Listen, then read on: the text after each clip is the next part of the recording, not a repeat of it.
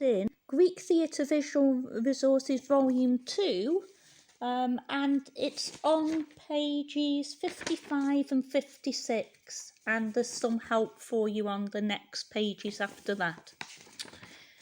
It's called Wineskin and Boots. It's a scene from a play by Aristophanes, a great comedy writer. He's the same playwright who wrote Frogs that you're going to be reading. The play was put on 30 years ago in Athens before this vase. So it was first produced 30 years prior to this vase. So the vases date again early 4th century, 380 to 370 BC. It's another crater, another bell crater. It's a mixing bowl. It's red figure. Unfortunately, there does not exist a colour picture of this vase. So that's the scene that you'll have on any exam paper, this black and white image. It's Southern Italian again. Do you remember the Kieran vase from the previous PowerPoint? And it shows a scene from Aristophanes' Women at the Thesmophoria, which is also called, very complicated, Thesmophoria Zeusi. That means women at the Thesmophoria. Thesmophoria, a great festival for women where they can be together, they can worship together, they can do some drinking together. Lots of fun, lots of good opportunity for a comic playwright, for Aristophanes, to satirise women and what they get up to behind men's backs.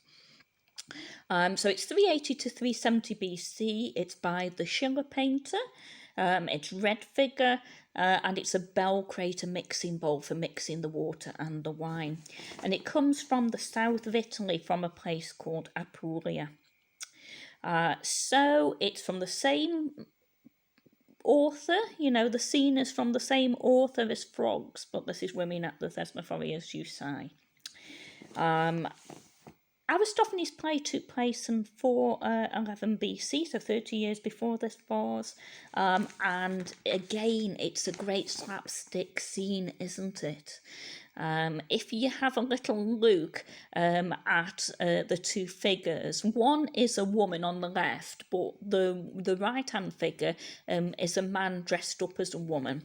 And that is interesting in Greek theatre as a whole, because all of them, all the actors would be women. So the one on the left is a man dressed up as a woman, and the one on the right is a man playing a man dressed up as a woman. So it's a bit tricky, but you can see the stubble on his chin on the right. So he's disguised in this scene of the play as a woman. There is what's supposed to be a wineskin. That's what you'd hold wine in. You could use vases, but you could also use sort of skins of animals. So that's what the right-hand side lady come man is, sort of carrying in her hand. The wineskin does belong to the woman on the left, and the woman on the right, the character on the right, has actually pinched it. It comes as a revelation because the woman on the left had got what we think is a baby, and she's nursing it and that. However, it turns out actually to be a wineskin instead. So the women are having a quick drink and disguise the wineskin as a baby.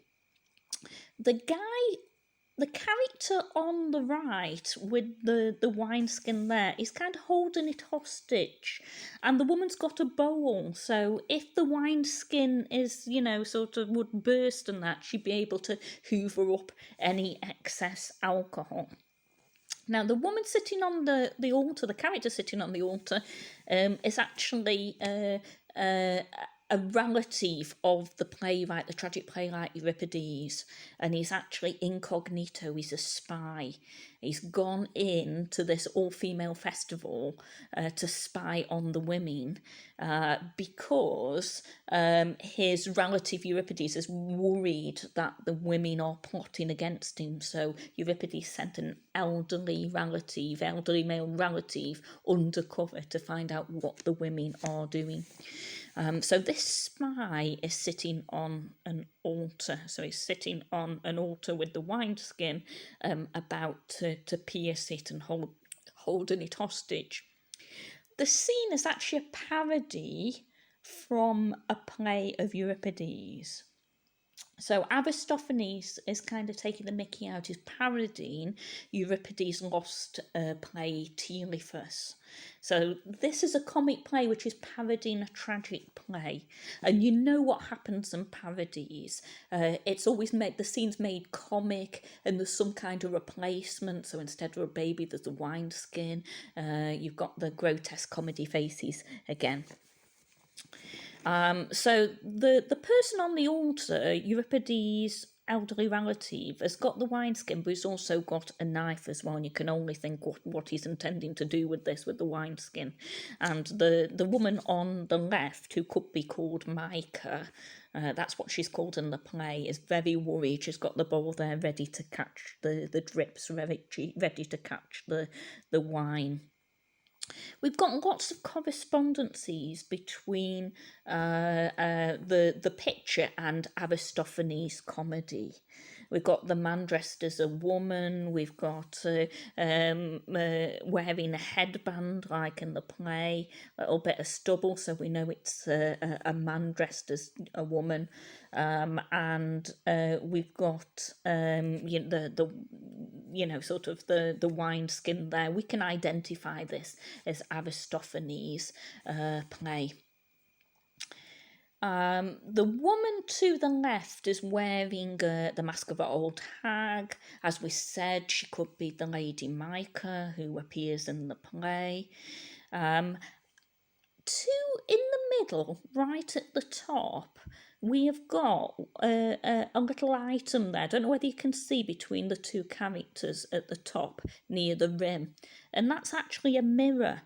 And the scene before this, the relative checks himself out. The relative Euripides checks out his appearance to make sure that he looks enough like a woman to infiltrate the women in the festival. So as you can see, we've got two characters. We can identify the scene, the play, as Aristophanes' Women at the Thesmophoria. It's got enough correspondences there. It's got the mirror, it's got the headband, it's got the wineskin, the characters on the altar there. So there's quite a few correspondences. So again, I'll just reiterate, this is Volume 2, Greek Visual Theatre Visual Resources, and the questions are on page 55 to 56. And if you read on, there's some help in the book as well, some further help.